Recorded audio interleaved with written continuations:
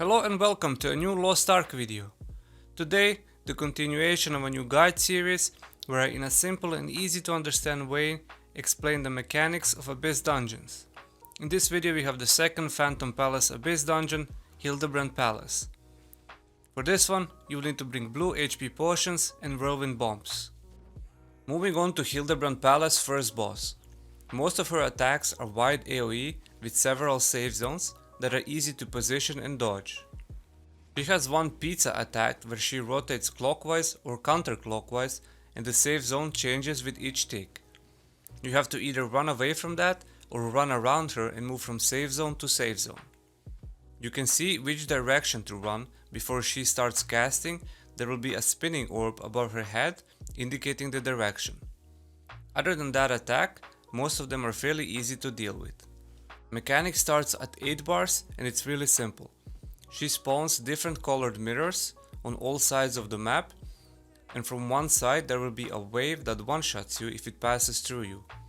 All you need to do is find a mirror on the opposite side that leads to the same color mirror on the other side of the wave. Per mechanic she sends 2 waves, one from each angle, and repeats the mechanic 2 times. Do not take the purple mirror, as it is a bait mirror and it will teleport you to the center of the map next to the boss. Second boss has 2 phases, and the first phase is really simple and easy, where you just need to not get hit a lot, focus on dodging the abilities, don't take too much damage, and survive until the mechanic. Mechanic is also super simple. She will spawn orbs that will charge down from the top to bottom and knocking everyone in its path. If you run around in the circles in the center of the map, you can dodge all the orbs and not get hit once.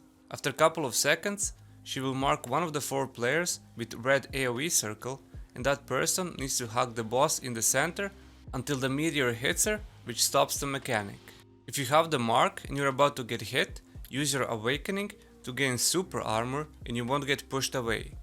Failing doesn't wipe the party and she eventually sends another meteor. The mechanic happens 2 times. Second phase has few important things you need to deal with. Her normal attacks change a little bit from the phase 1, but they should not be a problem to deal with and you should not take any damage from them. Before the mechanic, there will be 2 impairment checks, one at 34 bars and another one at 26 bars. You need to use whirlwind bombs and high stagger skills to break the shield fast. For the first impairment, there is a trick called the runaway strat. You pull the boss to the far left side and fight her there. When the first impairment check starts, all 4 of you just simply run to the far right side. Failing first impairment check does not do map-wide AoE and you can dodge it like this without doing anything. For the second impairment check, you will want to use bombs and every skill to break the shield fast, as that one does the full map AoE and it will wipe the party. When the mechanic comes, 3 players will have a yellow light arrow pointing forward and 1 player will have the red X mark on them. For the first mechanic, the person with the red X needs to stand still, while other 3 players line up the arrow towards marked player. Make sure you don't stand too close or too far away, as it will miss and you will wipe. Sending all 3 lights successfully will enable you to use your movement skills to get away from the big meteor, while failing will freeze you and you will wipe. The second mechanic has the same principle, but it is slightly different. Out of 3 people with light arrows, one of those people will have a light circle pointing backwards and the other 2 will have normal light, while the last 4th player has the red X. For this second mechanic, the person with the circle light needs to stand still, while the person with the red X walks into the circle and the other 2 players with the light arrow line it up. Circle is hard to line up and this makes it very easy for that person. After you do it successfully, you can use your movement skills to run away from the incoming meteor, and failing that wipes you.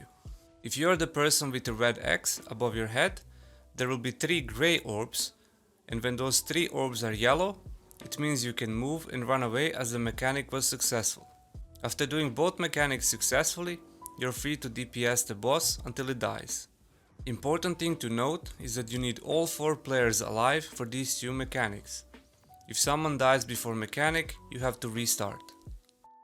Hope this guide helps you in clearing Phantom Palace Abyss dungeon. If you have any questions, feel free to ask them in the comments. Don't forget to subscribe and turn notifications on, as the next guide will be Yorn and Phaeton Abyss dungeons, and you don't want to miss it.